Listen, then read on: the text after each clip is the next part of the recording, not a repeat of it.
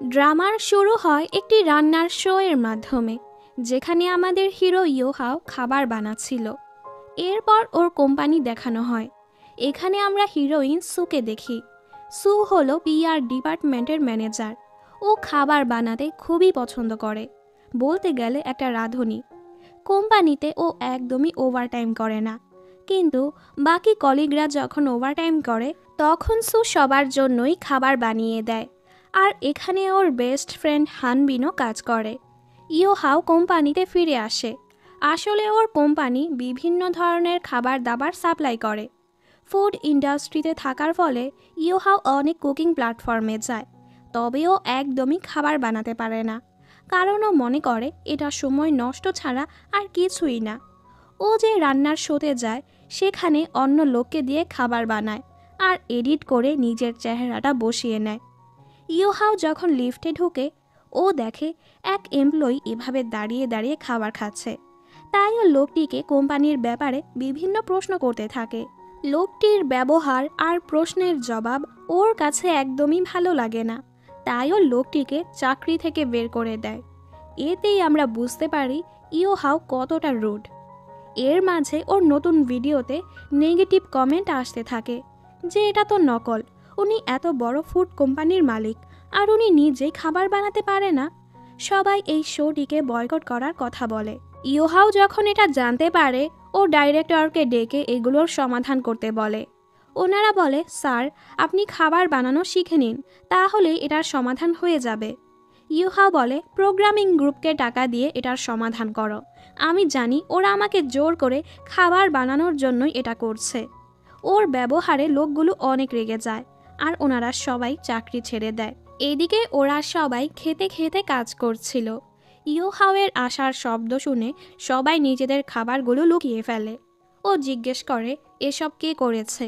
সু বলে, আমি, কারণ পেট ভরা থাকলেই মানুষ ঠিকভাবে কাজ করতে পারে। ও ভাবে ইয়োহাও হয়তো ওকে শাস্তি দিবে, তবে ইয়োহাও সোজা ওকে এখানের ডাইরেক্টর হওয়ার কথা বলে। ও আরও বলে, পুরনো ডাইরেক্টর থেকে তোমার স্যালারিও ডাবল হবে। এরপর ওকে অফিসে ডেকে ওকে কিছু ফাইল দেয় আর প্রোগ্রামিং গ্রুপের সাথে কথা বলে এই মামলাটি 9টার মধ্যেই সমাধান করতে বলে। আর হ্যাঁ, তুমি যদি এটা করতে না পারো তোমার জবটাও থাকবে না। এতে সু অনেক চিন্তায় পড়ে যায়।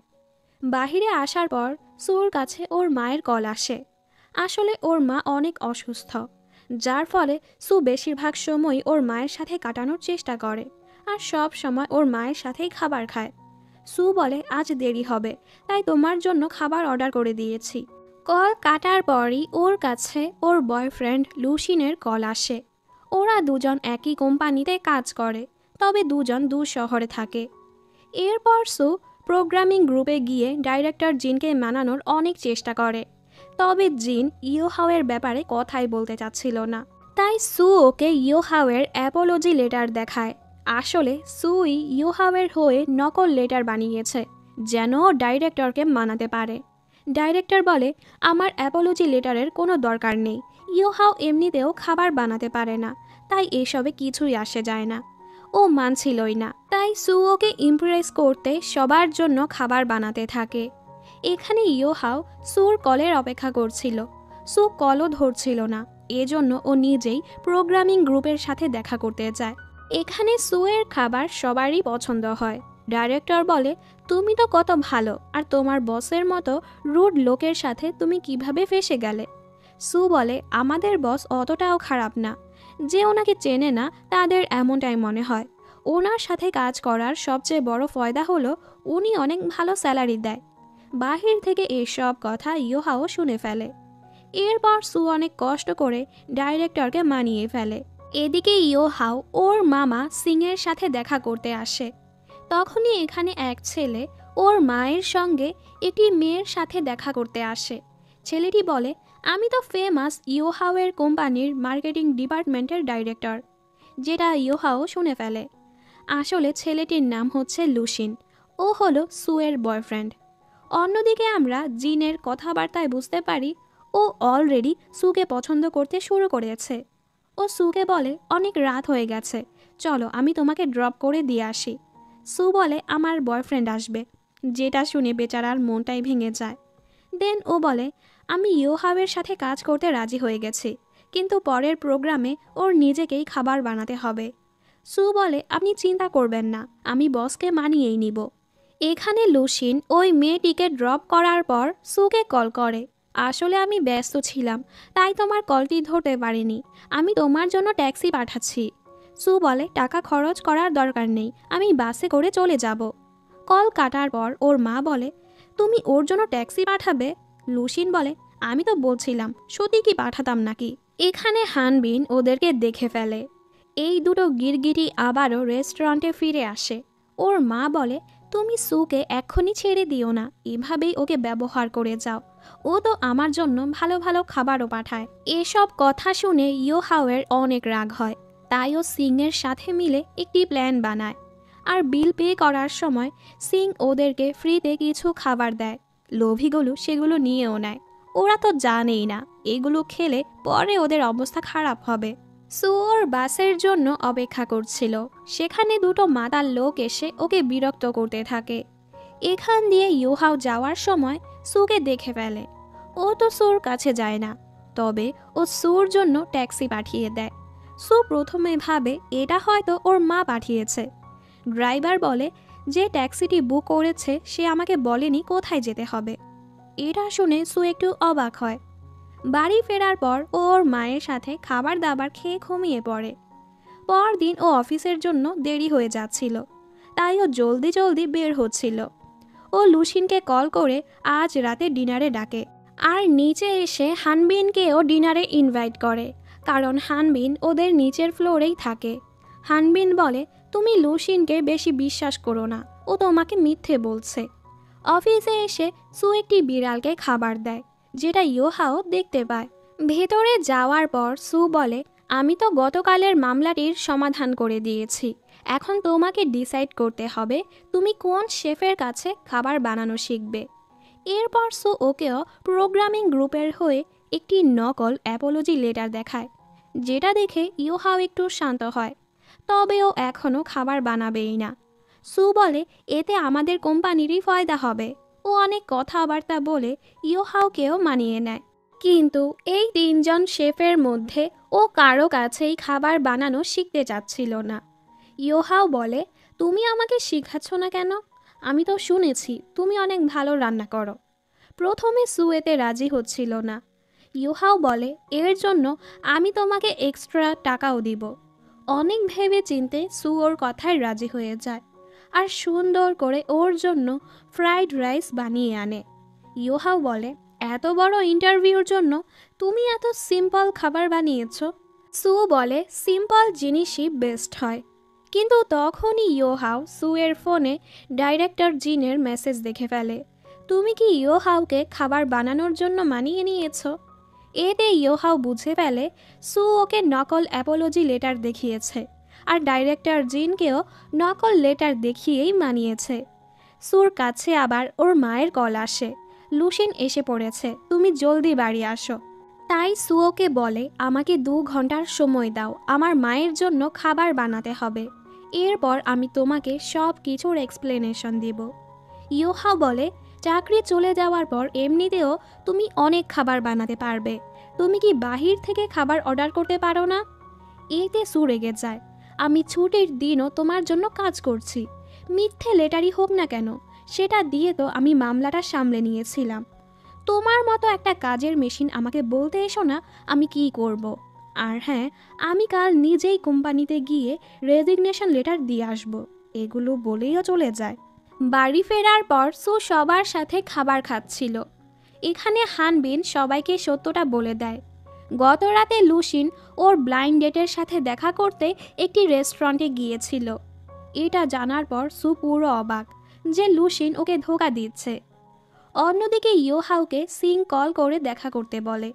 ও যখন গাড়ির চাবিটা খুঁজতে যায়, ও দেখে সেটা নেই। ও বুঝতে পারে সু ভুল করেই ফাইলের সাথে ওর গাড়ির চাবিটা নিয়ে গেছে। এজন্য ও ডিপার্টমেন্টের থেকে সুয়ের ঠিকানা নিয়ে সুর বাড়ির দিকে যেতে থাকে। সু যখন ওদের সত্যটা জানতে পারে ও অনেক কষ্ট পায়। লুসিনের মা তো উল্টো ওদেরকেই অপমান করতে থাকে, যেটা নিয়ে ওদের মাঝে বাজেভাবে ঝগড়া লেগে যায়। তখনই এখানে ইয়োহাও এসে এসব দেখে ফেলে। ও লুসিনকে জিজ্ঞেস করে, তুমি কি আমাদের মার্কেটিং ডিপার্টমেন্টের ডাইরেক্টর? ও বলে হ্যাঁ। ইয়োহাও ওকেও মার্কেটিংয়ের ব্যাপারে প্রশ্ন জিজ্ঞেস করে। লুসিন উত্তর দেওয়ার জন্য ফোনটা ঘাঁটতে থাকে। এটা দেখে ইয়োহাও ওকেও জব থেকে ফায়ার করে দেয়। সু ওর পিছু পিছু এসে বলে, তুমি আমার ঘরের মামলায় কেন আসছ? ইয়োহাও বলে, তুমি এখনও লুসিনকে তোমার বয়ফ্রেন্ড ভাবছ? তোমরা মেয়েরা তো প্রেমে পড়লে তোমাদের মাথাটাই খারাপ হয়ে যায়। সু বলে, তুমি কিভাবে কারো ঘরে এসে কাউকে ফায়ার করতে পারো? ইয়োহাও বলে, আমার কোম্পানি, আমি যাকে ইচ্ছে তাকে ফায়ার করব। আর হ্যাঁ, পরের বার ভেবেচিন্তে কাউকে বয়ফ্রেন্ড বানিও। এসব বলেও চলে যায়। এরপর সু ওই রেস্টুরেন্টে যায় আর ব্যাগ হারানোর বাহানা ধরে সিসিটিভি চেক করে দেখে এখানে সত্যি লুসিন ব্লাইন্ড ডেটে এসেছিল। এখানে ও ইয়োহাওকেও দেখতে পায়। ও বুঝতে পারে ইয়োহাও লুসিনের ব্যাপারে জানতো। এসবে বেচারি মন খারাপ করে চলে যায়। বাড়ি ফিরে ও লুসিনের সব জিনিসপত্র সরিয়ে ফেলে। শান্ত হওয়ার পর ও ইয়োহাওকে মেসেজ করে সরি বলে, সাথে এটাও বলে, আমি রেগে চাকরি ছাড়ার কথাটা বলেছিলাম। আর তোমার বোঝা উচিত, তুমি এডিট করে তোমার চেহারাটা বসিয়েছ বলেই প্রোগ্রামিং গ্রুপ তোমার উপর রেগেছিল। আশা করি পরের শোতে তুমি নিজেই রান্না করবে। এর মাঝে ও ইয়োহাওয়ের ভয়েস মেসেজগুলো শুনে বুঝতে পারে ইয়োহাও তো ওর বাড়ি এসেছিল ওর গাড়ির চাবিটা নেওয়ার জন্য। তাই ও জলদি জলদি চাবিটা নিয়ে অফিসের দিকে যেতে থাকে। অফিসে ইয়োহাও মজা করে সুর বানানো ফ্রাইড রাইস খাচ্ছিল, কিন্তু সুর আসার শব্দ শুনে ও জলদি লুকিয়ে পড়ে। দেন নিজেই ভাবতে থাকে, আমি লুকাচ্ছি কেন? আমি তো বস, তাই না? সু ওকে মেসেজ করে।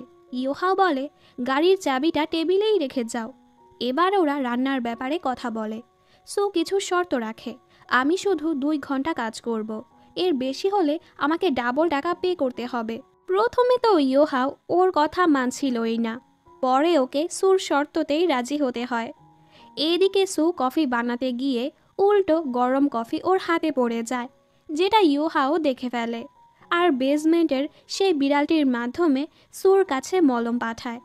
এটা দেখে সু ভাবতে থাকে, কে আবার আমার জন্য এতটা চিন্তা করছে। পরদিন ইয়োহাও ওর পুরনো বাসাটি গুছায়, কারণ এখানেই ও সুর কাছে রান্না শিখবে। সু এসেই ওকে দিয়ে কন্ট্রাক্টটি সাইন করিয়ে নেয় আর বলে, আজকের জন্য আমরা স্ক্র্যাম্বলড এগ বানানো শিখব।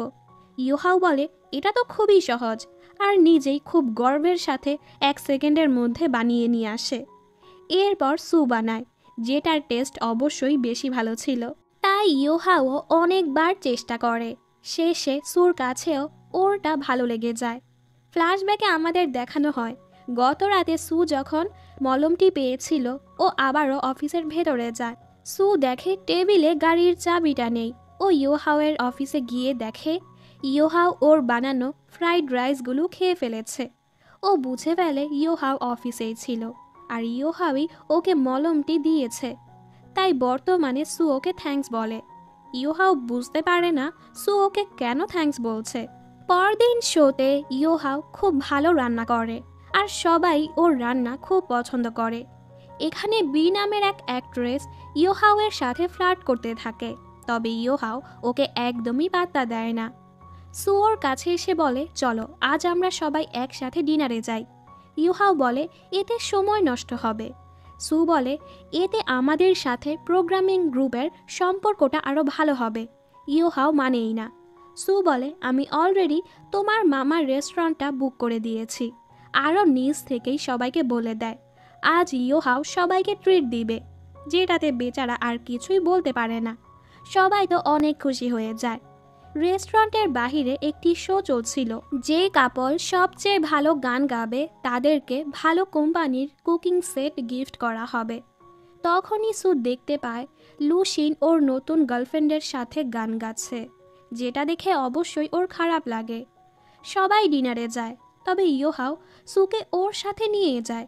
কিছুক্ষণ পর ওরা দুজন সুন্দর করে রেডি হয়ে স্টেজে উঠে আর দুজন একসাথে গান গায়, যেটা সবাই পছন্দ করে। এসব দেখে লুসিনের গার্লফ্রেন্ড রেগে চলে যায়। এই শোতে ইয়োহাও আর সুই উইনার হয় আর ওদেরকেই কুকিং সেট গিফট করা হয়। এখানে সিং আর হানবিনের মাঝে ভালো সম্পর্ক হয়ে যায়। অন্যদিকে বি একটি প্ল্যান বানায়, ও সবাইকে অনেক ড্রিঙ্ক করিয়ে দিবে আর সুযোগ বুঝে ও ইয়োহাওয়ের রুমে ঢুকে পড়বে। পরদিন ও মিডিয়ার লোকদের ডেকে আনবে আর ঠেকায় পড়ে ইয়োহাও ওকেই ডেট করবে। সু যখন ভেতরে যায়, হানবিন ওর নতুন বয়ফ্রেন্ডের সাথে ওর পরিচয় করায়। দেন সবাই একসাথে বসে গেম খেলতে থাকে, যেখানে সবাই অনেক ড্রিঙ্ক করে ফেলে। মাতাল হওয়ার পর ডাইরেক্টর জিন আর ইয়োহাও ইনডিরেক্টলি সুকে নিয়ে ঝগড়া করতে থাকে। এর মাঝে বীর বমি আসে, তাইও ওয়াশরুমে যায়। ফিরে এসে দেখে সবাই এখান থেকে চলে গেছে, মানে ওর প্ল্যানটাই ভেস্তে গেছে। এদিকে হানবিন সুর সাথে ছিল। সিং ইয়োহাওকে সামলাতেই পারছিল না। হানবিন ওকে কিছু ইশারা করে আর সিং বাহানা মেরে ইয়োহাওকে সুর কাছে রেখেই চলে যায়। বেচারি না চাওয়া সত্ত্বেও ওকে কোনোভাবে একটি রুমে নিয়ে যায়। এই মাতাল ছেলেটি কি করে, খাবার বানানোর জন্য জিনিসপত্র খুঁজতে থাকে। ফ্রিজে কিছুই ছিল না, তাইও সুকে নিয়ে হোটেলের রান্নাঘরে গিয়ে জিনিসপত্র চুরি করতে থাকে। আর সুর হাতে টমেটো দিয়ে বলে, তুমি তো এটা পছন্দ করো তাই না? এরপর ওরা দুজন একসাথে রান্না করে। সুর কাছে ওর রান্না ভালোই লাগে, ওর মুখে খাবার লেগেছিল, তাই ইয়োহাও ওটা পরিষ্কার করতে গিয়ে ওর অনেক কাছে চলে আসে আর হঠাৎ করেই ওকে কিস করে বসে, যেটাতে সু পুরো শকড। পরদিন ও যখন ঘুম থেকে উঠে ও দেখে ও কোনো টি শার্ট পরে নেই আর সামনে সুকে দেখতে পায়। নিজেকে এই অবস্থায় দেখে ইয়োহাও খুব লজ্জা পেতে থাকে।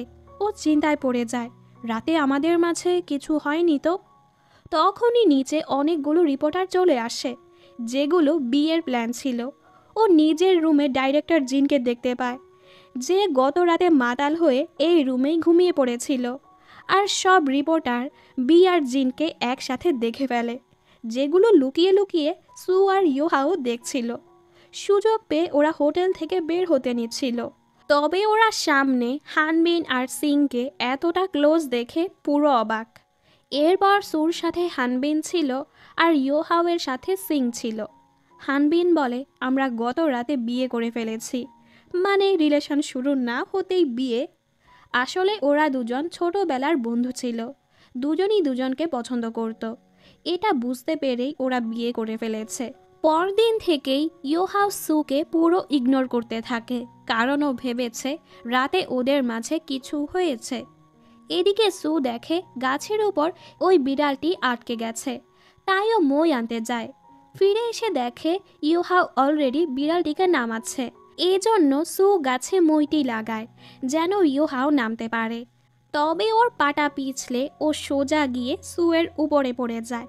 বেচারা লজ্জায় যখনই উঠতে নিচ্ছিল তখনই মইটি ওর কোমরে পড়ে যায়। ব্যথায় ও মরেই যাচ্ছিল। সু বলে, চলো আমি তোমাকে ডক্টরের কাছে নিয়ে যাই।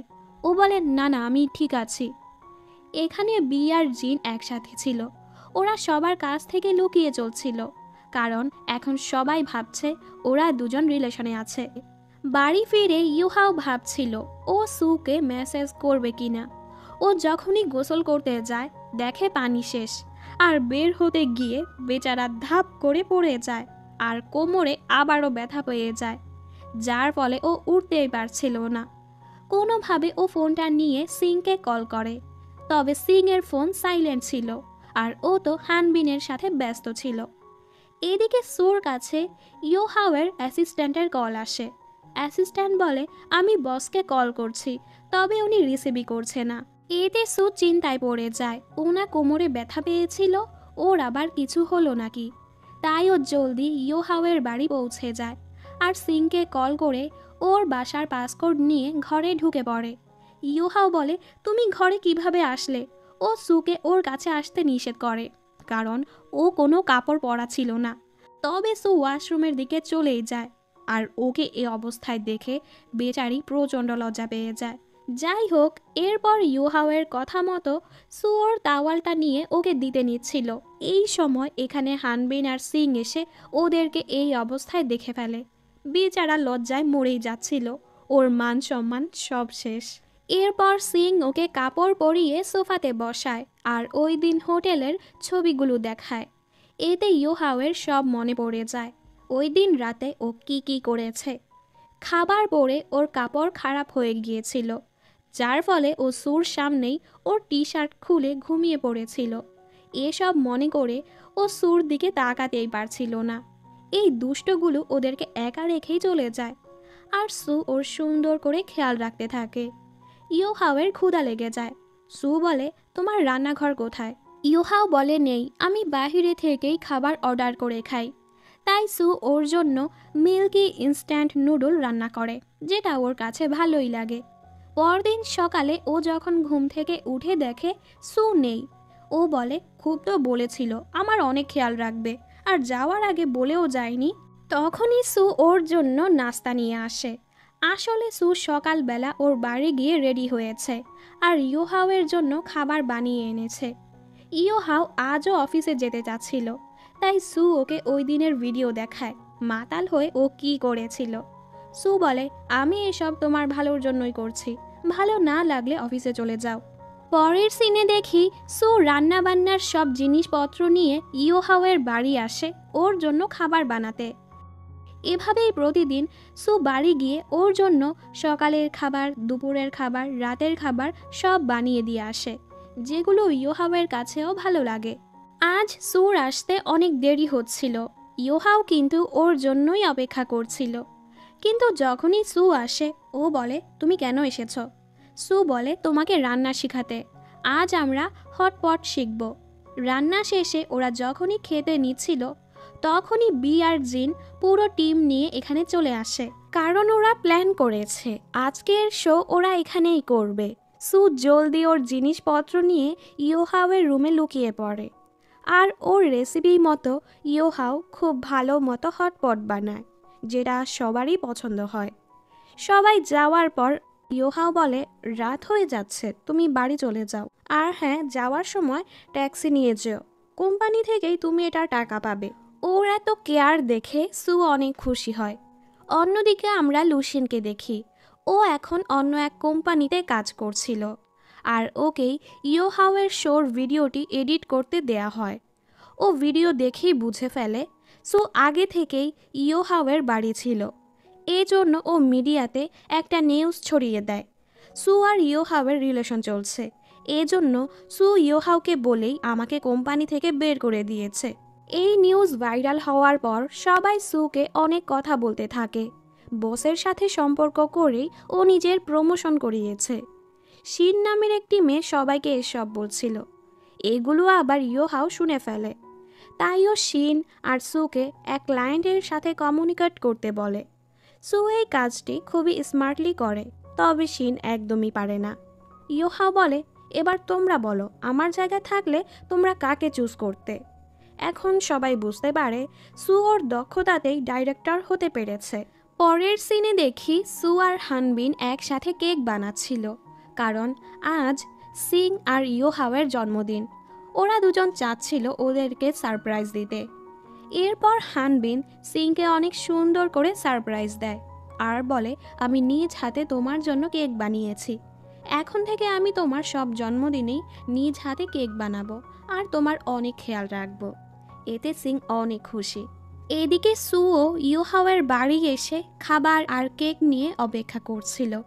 হানবিন সিংকে বলে সু ইউহাওকে জন্মদিনে সারপ্রাইজ দিবে, হয়তো ওকে কনফেসও করবে। সিং বলে, সুকে নিষেধ করো ওকে জন্মদিনে সারপ্রাইজ না দিতে। ও জলদি সুকে আটকানোর জন্য যেতে থাকে। যখনই ইউহাও বাড়ি আসে সু ওকে জন্মদিনে উইশ করে। ইউহাও বলে, তোমাকে কে বলেছে এসব করতে? সু বলে, বছরে একবারই তো জন্মদিন আসে, সব ভুলে যাও আর আজকের দিনটা সেলিব্রেট করো। ইউহাওয়ের ওর মায়ের কথা মনে পড়ে যায় আর রেগে এখান থেকে বের হয়ে যায়। ওর সাথে সিংয়ের দেখা হয় আর ওরা দুজন মিলে ড্রিঙ্ক করতে যায়। পরদিন ইউহাওয়ের একটু গিল্টি ফিল হয় যে ও সুয়ের সাথে ঠিক করেনি। সু ওর মাকে নিয়ে হাসপাতালে আসে ওর মায়ের চেক আপ করানোর জন্য। এখানে ওর সাথে লুসিনের দেখা হয়ে যায়।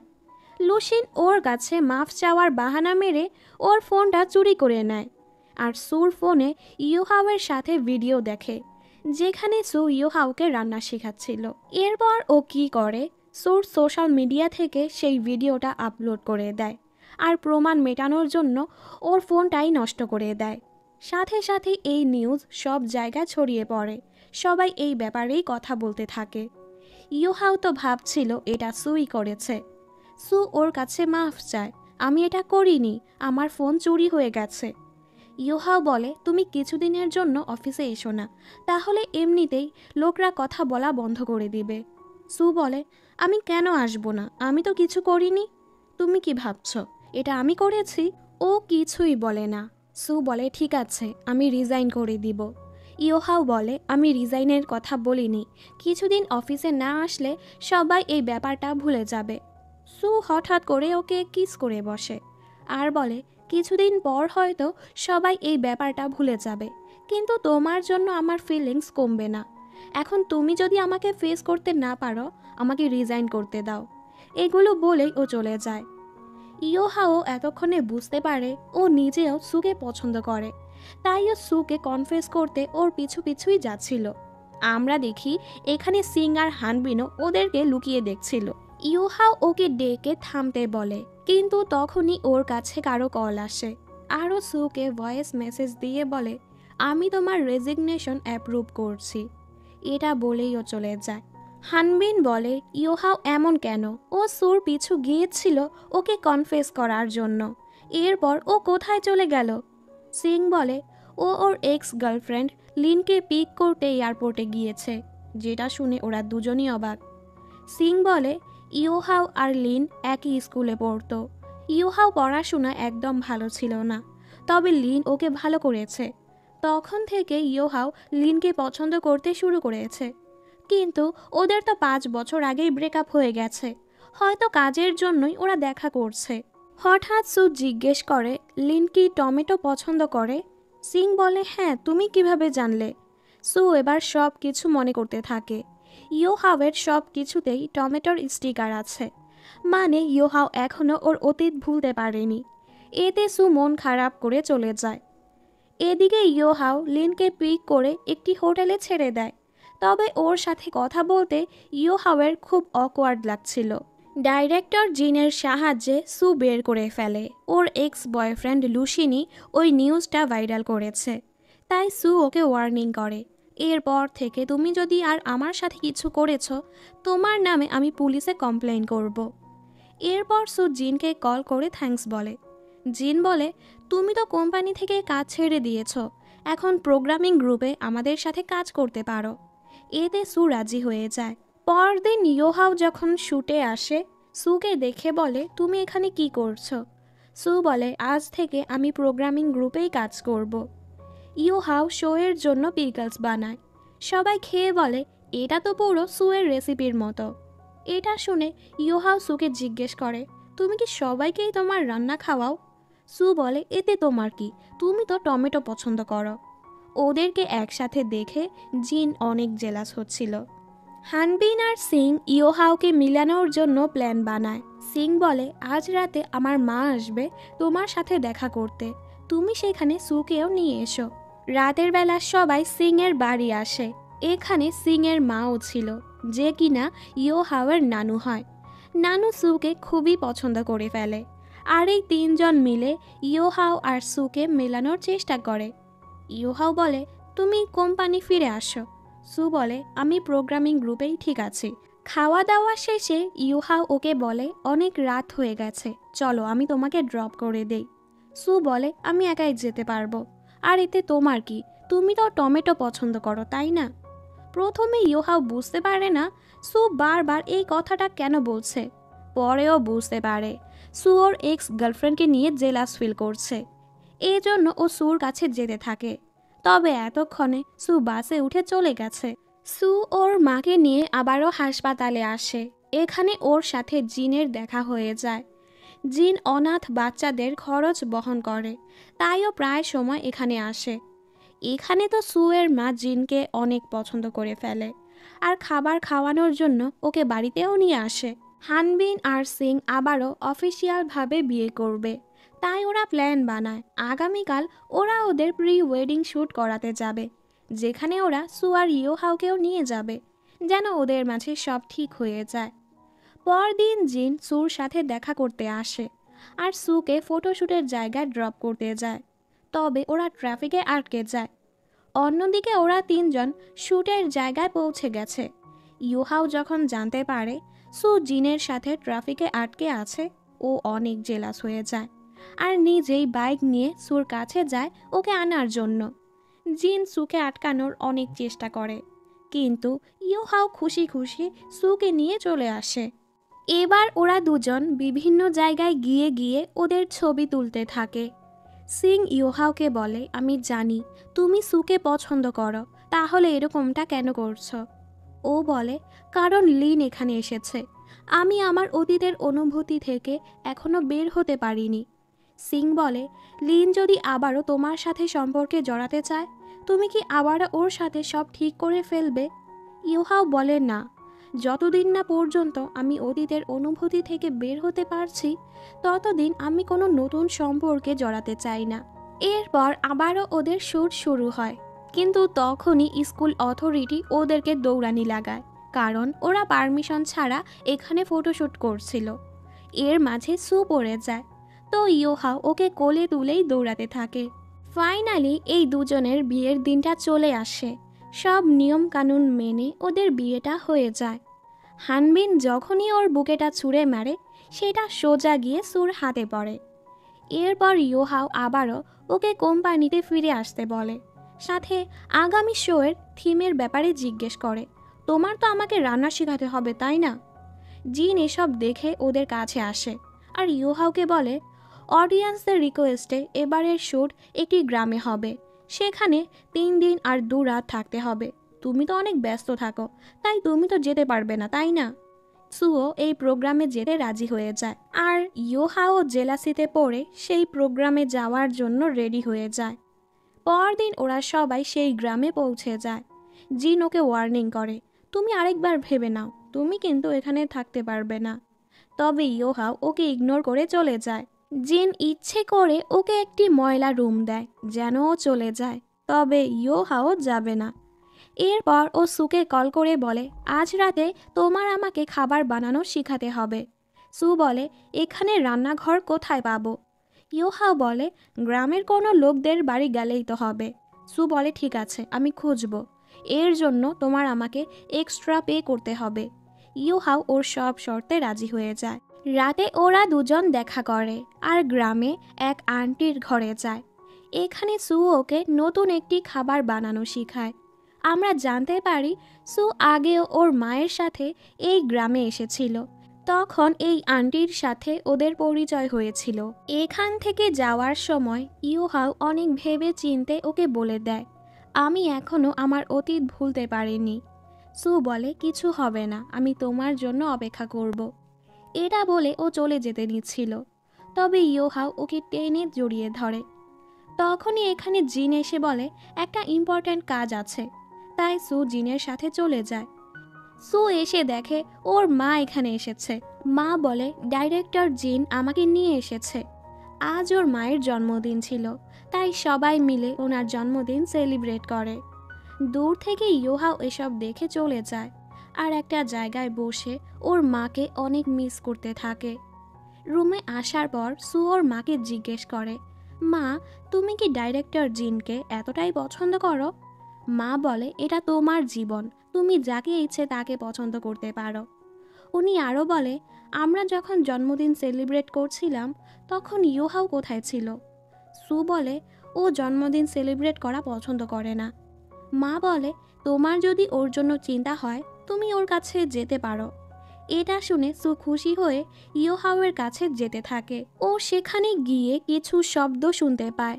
আমরা দেখি ইয়োহাও ওই আন্টিকে পানি থেকে বাঁচিয়েছে। ওরা জলদি ওনাকে ডক্টর দেখায়। আসলে এই আন্টির মেয়ে অনেক দিন ওনার সাথে দেখা করতে আসেনি, তাই উনি হতাশ হয়ে আত্মহত্যা করতে যাচ্ছিল, কারণ এই দুনিয়ায় ওনার মেয়ে ছাড়া আর কেউই নেই। ইয়োহাও বলে, আমার বাবাও সব সময় কাজে ব্যস্ত থাকতো। আমার বয়স যখন 8 ছিল, বাবা প্রমিস করেছিল বাবা এসে আমার সাথে জন্মদিন সেলিব্রেট করবে, কিন্তু বাবা আসেনি। তাই আমি রাগ করেছিলাম আর দরজা বন্ধ করে রুমে বসেছিলাম। আমার মা বাহির থেকে বলছিল, তুমি চিন্তা করো না, পরের বার তোমার বাবা আসলে আমরা একসাথে জন্মদিন সেলিব্রেট করব। আমি তোমার গিফট বাহিরে রেখেছি, দেখে নাও। ইউহাও বলে, আমি তখন জানতাম না আমার মা কতটা ডিপ্রেশনে থাকতো। ওটাই শেষবার ছিল আমি আমার মায়ের সাথে কথা বলেছিলাম। ওই দিনই আমার মা বেলকনি থেকে লাফ মেরে আত্মহত্যা করে ফেলেছে। এসব শুনে সু আন্টির মেয়েকে কল করে বলে, তোমার মা তোমাকে অনেক মিস করে, মা একদমই ঠিক নেই। আজ আমরা না থাকলে তুমি আর কখনো তোমার মাকে দেখতেও পারতে না। এসব শুনে ওনার মেয়ে বলে, মা আমি কালকেই তোমার সাথে দেখা করতে আসব। এগুলো দেখে ওরা দুজনেই খুশি হয়ে যায়। ফেরার পথে ইউহাও ওকে বলে, আমি যদি ঠিক সময় আমার মায়ের দেয়া জন্মদিনের গিফটটা দেখে নিতাম তাহলে হয়তো আমার মা আজ বেঁচে থাকতো। ওর মনটা অনেক খারাপ ছিল, তাই সু ওকে জড়িয়ে ধরে কমফোর্ট করে। ও হেঁটে একটু সামনে চলে যায়। ইউহাও ওয়াকিটকের মাধ্যমে ওকে সরি বলে আর ধন্যবাদও বলে ওর জন্মদিন সেলিব্রেট করার জন্য। সু বলে, ইটস ওকে, আমি তোমাকে মাফ করে দিয়েছি। ইউহাও বলে, ওই দিন আমি তোমাকে যেতে দিয়েছিলাম, কিন্তু আজ দিব না। সু বলে, আমি তো বলেছি তোমার জন্য আমার ফিলিংস কখনো বদলাবে না। ইউহাও অবশেষে ওর ভালোবাসাটা প্রকাশ করে দেয়। সুও করতেই নিচ্ছিল, কিন্তু তখনই মাঝখান থেকে ডাইরেক্টর জিন এসে সুকে প্রপোজ করে দেয়। সু কিছু বলার আগেই ইউহাও এসে ওকে কিস করে দেয়, যেটা দেখে বি আর জিনের মনটাই ভেঙে যায়। পরদিন ওদের শো শুরু হয়ে যায় আর গ্রামের সবাই ইউহাওয়ের বানানো খাবার খুব পছন্দ করে। এরপর ওরা কোম্পানি ফিরে আসে। সুকে দেখে সবাই খুশি হয়ে যায়। ইউহাও কাউকে কিছু না বলেই সোজা সুকে ভাইস প্রেসিডেন্ট বানিয়ে দেয়, যেটাতে সবার সাথে সাথে সুও অবাক। ও বলে, তুমি এরকমটা কেন করলে? ইউহাও বলে, তুমি এর জন্য যোগ্য। ও একে একে সুর সব প্রশ্নের জবাব দিয়ে দেয়, এতে করে সুও চুপ হয়ে যায়। হাই হিলস পরার কারণে ওর পায়ে ব্যথা হচ্ছিল, এজন্য ইউহাও ওকে নিজ হাতে ফ্ল্যাট জুতো পরিয়ে দেয়। ও বলে, কখনো ওভারটাইম করতে গেলে এসবের দরকার পড়বে, তাই আমি আগে থেকেই সব কিছু রেডি করে রেখেছি। সু এসবে অনেক খুশি হয়ে যায়। ও চলে যেতে নিচ্ছিল, তবে ইউহাও ওকে টেনে সুন্দর করে কিস করে। রাতে সু ওকে ওদের বাড়িতে নিয়ে যায়। ইউহাও অনেক অকওয়ার্ড ফিল করছিল। ও বুঝতে পারছিল না ও সুর মায়ের সাথে কি কথা বলবে। সু ওর উপর খুব হাসে, তুমি তো ঠিকভাবে কথাই বলতে পারো না। আচ্ছা চিন্তা করো না, আমি তোমাকে সব শিখিয়ে দিব। এরপর ইউহাও ওকে নিজের বাড়ি নিয়ে যায়। ওরা একসাথে খাবার দাবার খায়। কিছুক্ষণ পর ইউহাও আবারও নিজের কাজে বসে পড়ে আর জিজ্ঞেস করে, তোমার মনটা খারাপ কেন? সু বলে, কারণ তুমি সব সময় কাজ নিয়েই পড়ে থাকো। ইউহাও বলে, আমি তো কাজই করছিলাম, তুমি কি আমার জন্য অপেক্ষা করতে পারবে না? সু বলে, পারবো তো, আমিও ঠিক এরকমটাই ভাবতাম। আমি যতই কাজ করি না কেন আমার পরিবার তো আমার অপেক্ষা করবেই। একবার হানবিনের সাথে আমি বিজনেস ট্রিপে গিয়েছিলাম। ওখান থেকে ফিরে এসে শুনতে পাই আমার পরিবারের অ্যাক্সিডেন্ট হয়ে গেছে। সেখানেই আমার বাবা মারা গিয়েছে আর আমার মা অসুস্থ হয়ে গেছে। তখন গিয়ে আমি আমার পরিবারের গুরুত্বটা বুঝতে পেরেছি। অ্যাট লিস্ট খাওয়ার সময় তো আমরা পরিবারের সাথে একটু সময় কাটাতে পারি। বলা তো যায় না কে কখন আমাদের ছেড়ে চলে যায়। এসব শুনে ইউহাও ওর ল্যাপটপ সাইডে রেখে দেয়। এখন অফিসে গিয়েও ওদের রোম্যান্স শেষই হয় না। ওরা নিজেদের নিয়ে এতটাই ব্যস্ত ছিল যে এখানে কেউ যে চলে এসেছে ওরা সেটা বুঝতেই পারেনি। যখন ওরা বুঝতে পারে ওরা খুবই লজ্জা পেয়ে যায়। রাতে ইউহাও সুকে নিয়ে একটি বিজনেস পার্টিতে যায়। ওরা এখানে ভালোই সময় কাটাচ্ছিল। তখনই এখানে ইউহাওয়ের এক ফ্রেন্ডের সাথে লিন আসে। ইউহাও সুকে ওর গার্লফ্রেন্ড হিসেবে ওদের সাথে পরিচয় করায়। এতে লিন জেলাস হয়। লিন সুকে বলে, আমি ইউহাওয়ের স্কুল ফ্রেন্ড। কিন্তু সু ওর হাতে টমেটোর ব্রেসলেট দেখে বুঝে যায় এটা ইউহাওয়ের এক্স গার্লফ্রেন্ড। লিন এখানে ইচ্ছে করেই ম্যাঙ্গো পেস্ট্রি খেতে নিচ্ছিল। ইউহাও বলে, তোমার না ম্যাঙ্গোতে অ্যালার্জি আছে? লিন বলে, আরে আমি তো ভুলেই গিয়েছিলাম, কিন্তু তোমার দেখি এখনো মনে আছে। এতেই আমরা বুঝতে পারি লিন এখানে এসেছে ওদের মাঝে ঝামেলা করতে, যেটাতে অবশ্যই সুর মনটা খারাপ হয়ে যায়। ইউহাও বলে, আমি জানতাম না পার্টিতে লিন আসবে। সু বলে, আমি জানি তোমাদের রিলেশন 6 বছরের ছিল, তাই ওর ব্যাপারে সব মনে রাখা এটা নর্মালি। এগুলো বলেই ও রুমে চলে যায়। ইউহাও যখন গোসল করে বের হয়, ও দেখে লিন ওর ঘরে ঢুকে পড়েছে, কারণ লিনই এই ঘরের পাসকোড দিয়েছিল, যেটা ইউহাও এখনও বদলায়নি। ইউহাও বলে, তুমি এখানে কি করছো? লিন বলে, আমি তো কাজের জন্য এসেছি, পাসকোড জানতাম তাই ঢুকে পড়েছি। আচ্ছা, তোমার যদি খারাপ লাগে আমি নিচের কফি শপে গিয়ে তোমার জন্য অপেক্ষা করছি। ইউহাও যখন সুর কাছে যায়, সু বলে, আর কতজন তোমার ঘরের পাসকোড জানে? ইউহাও বলে, তুমি যখন সব কথা শুনেছ বাহিরে কেন আসলে না? চলো আমরা ওর সাথে কাজের ব্যাপারে কথা বলবো। এটা বলেই ও সুকে নিচে নিয়ে যায়। লিন বলে, তুমি যখন সেখানে ছিলে আমরা তো সেখানেই কথা বলতে পারতাম। ইউহাও বলে, ওটা আমাদের প্রাইভেট প্লেস, তাই সেখানে আমরা কাজের ব্যাপারে কথা বলি না। আর হ্যাঁ, আমি তোমার সাথে কোনো কাজ করতে চাই না, আর আমার গার্লফ্রেন্ডকেও কোনো কষ্ট দিতে চাই না। এসব বলেই ও সুকে নিয়ে চলে যায়। এতে লিনের অনেক রাগ হয়। ঘরে যাওয়ার পর ইউহাও বলে, তোমার জন্য একটি গিফট আছে, আর সুকে বাইরে যেতে বলে ও দরজাটা আটকে দেয়। আসলে ইউহাও দরজার পাসকোড চেঞ্জ করে দিয়েছে, আর যেদিন ও সুকে কনফেস করেছে ওই দিনেরই পাসকোড দিয়েছে। এতে সু অনেক খুশি হয়ে যায়। পরদিন অফিসে এক ইনভেস্টর এসে বলে, লিন তোমার সাথে আরেকজন ইনভেস্টরের দেখা করাতে চাচ্ছিল, তাই তুমি ওর সাথে দেখা করে নিও। ইউহাও বলে, আমি কোম্পানির জন্য কাকে নিব সেটা আমিই দেখে নিব। লোকটি বলে, ঠিক আছে, তাহলে আমি যা ইনভেস্ট করেছি সেগুলোও আমি তুলে নিব। আসলে এসব কিছু লিনই করছিল। এতে সুর অনেক খারাপ লাগে। ওরা ওদের কাজে অনেক ব্যস্ত হয়ে পড়ে, কারণ এখন ওদেরকে নতুন ইনভেস্টর খুঁজতে হবে। এরপর ইউহাও ওকে মিস্টার শিন নামের এক ইনভেস্টরের নাম্বার দেয়, আর বলে ওনাকে মানানো জটিল হবে। পরের সিনে দেখি ইউহাও ওকে একটি নতুন অ্যাপার্টমেন্টে নিয়ে যায়। ও বলে, কাজের জন্য তুমি তোমার মায়ের সাথে সময় কাটাতে পারো না, তাই এখন থেকে আমরা সবাই একসাথে এখানেই থাকব। আমি সিংকেও বলে দিয়েছি কিছুদিনের মধ্যে ও সবাইকে নিয়ে এখানে চলে আসবে, তাই তোমার মাও একা ফিল করবে না। পরের সিনে দেখি সু মিস্টার শিনের সাথে দেখা করতে যায়। ও খুব সুন্দরভাবে প্রেজেন্টেশন দেয়, যার ফলে মিস্টার শিনও ওদের কোম্পানিতে ইনভেস্ট করতে রাজি হয়ে যায়। তবে এই মিটিং ফাইনাল করার জন্য সুকে আগামীকালই সাংহাই যেতে হবে। পরদিন ইউহাও ওকে ড্রপ করে দেয় আর বিদায় দিয়ে চলে যায়। এদিকে বি আর জিনের সম্পর্ক অনেকটা ভালো হচ্ছিল। বি ধীরে ধীরে জিনকে পছন্দ করতে শুরু করেছে, কিন্তু এখনও বলতে পারে না। জিন সুর মায়ের সাথে দেখা করতে গিয়ে দেখে উনি বেহুশ হয়ে পড়ে আছে। ওরা জলদি ওনাকে হাসপাতাল নিয়ে যায়। জিন সুকেও কল করে, তবে সু তো ফ্লাইটে ছিল, তাই ওর ফোনটা বন্ধ ছিল। আসলে উনি বেশি মেডিসিন খেয়ে ফেলেছে, যার ফলে ওনার অবস্থা অনেক বেশি খারাপ হয়ে গেছে, আর এখন ওনাকে আইসিইউতে ভর্তি করা হয়েছে।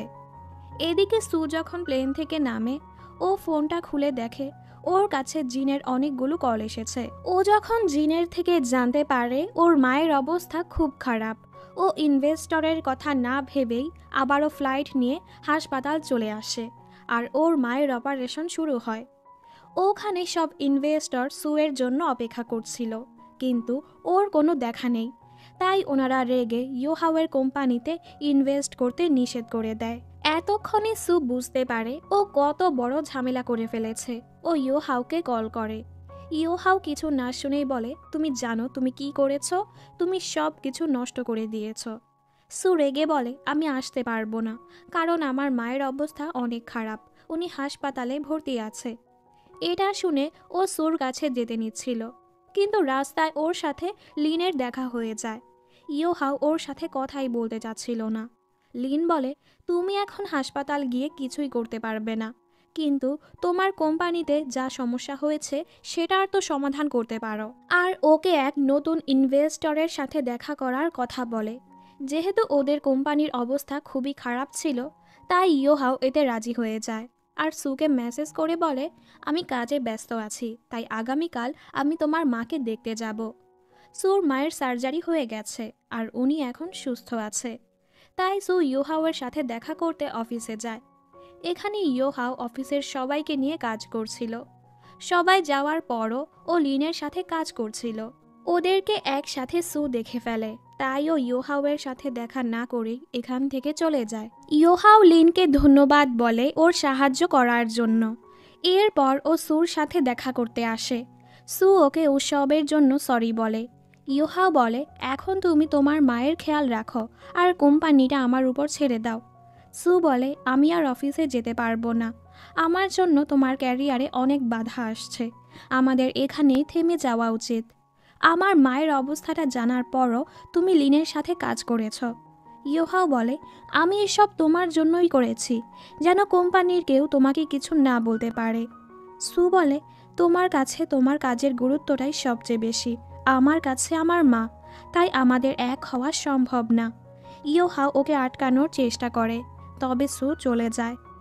এরপরও ও সুর সাথে দেখা করতে যায়, কিন্তু যখন ও সুর সাথে জিনকে দেখতে পায় তখনও ভাবতে থাকে, আমি কি সত্যিই সুর জন্য পারফেক্ট? তাই ও আর সুর সাথে দেখা করে না। সুকে হারিয়ে ওর অবস্থা অনেক খারাপ হয়ে যায়।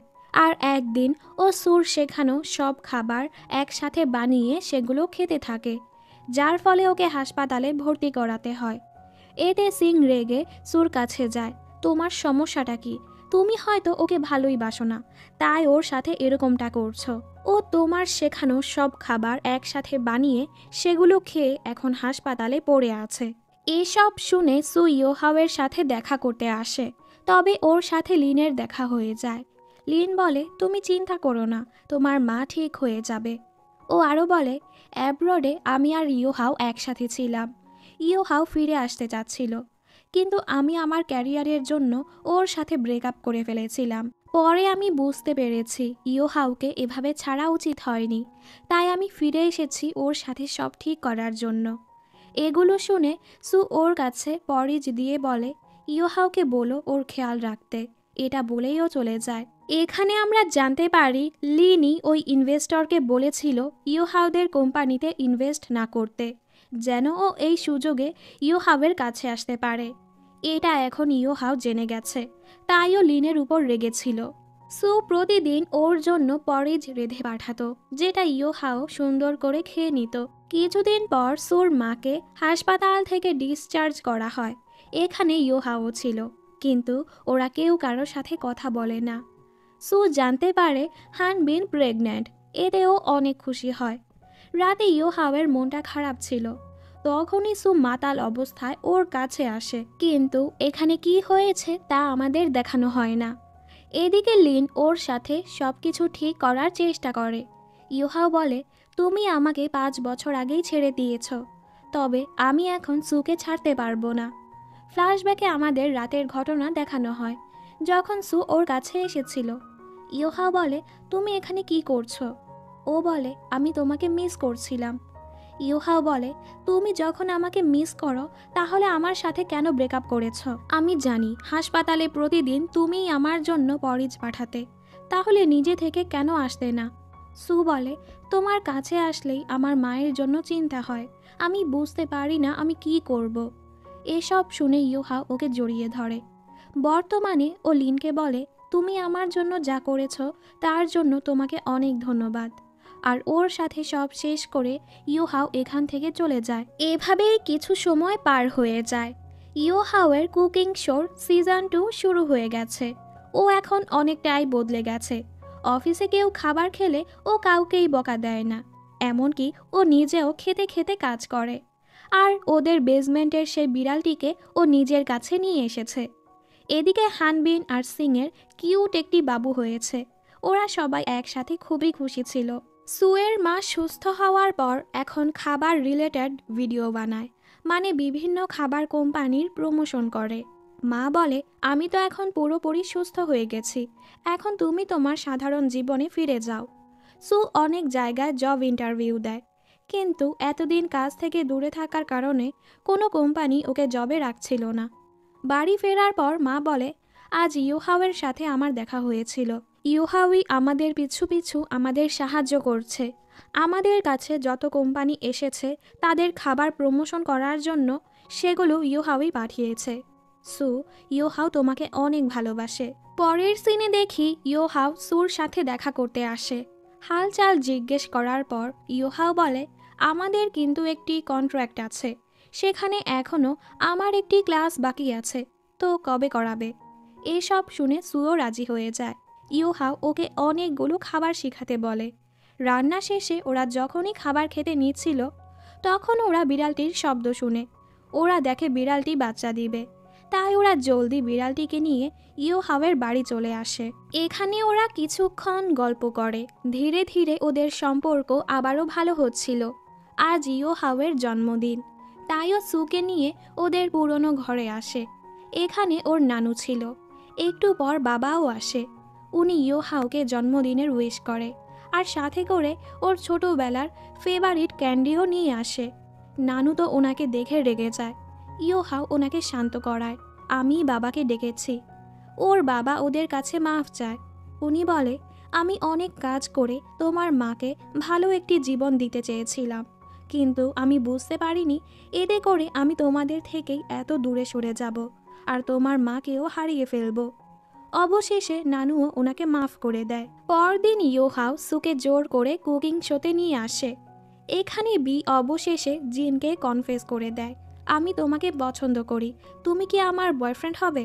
যেটা শুনে জিন পুরো অবাক। জিনও হয়তো ওকে পছন্দ করতে শুরু করেছে। এরপর ইন্টারভিউ শুরু হয়ে যায়। এখানে ইউহাও বলে, একটার সময় আমি অনেক স্বার্থপর ছিলাম, কাজ নিয়েই সারাটা দিন ব্যস্ত থাকতাম। একটা মানুষ আমাকে বুঝিয়েছে কাজ শুধু আমাদের বাঁচার জন্যই করা হয়। ধীরে ধীরে ওই মানুষটিকে আমি অনেক ভালোবেসে ফেলেছি, তাই আমি আর তাকে হারাতে চাই না। এরপর ও সুকে বলে, তোমার যত সময় লাগে তুমি নিতে পারো, আমি তোমার জন্য অপেক্ষা করব। আমি তোমার সাপোর্ট, তোমার পরিবার হতে চাই। এসব বলে ও সুকে বিয়ের জন্য প্রপোজ করে। সুও খুশি খুশি হ্যাঁ বলে দেয়। দুজন দুজনকে কিস করে। কিছু সময় পার হয়ে যায়। বি আর জিনও প্রেম করতে শুরু করেছে। এরপর আমরা ইউহাওয়ের ঘর দেখি, যেখানে ওর বাবাও ছিল। সবাই এই ঘরে একসাথে হাসি খুশি থাকছিল। ইউহাও আর সুও বিয়ে করে ফেলেছে। সু এখন প্রেগন্যান্ট। তখনই সুর ডেলিভারি পেইন শুরু হয়। সবাই খুশি খুশি ওকে হাসপাতাল নিয়ে যেতে থাকে। আর এই হ্যাপি এন্ডিংয়ের সাথে ড্রামাটি এখানেই শেষ হয়ে যায়।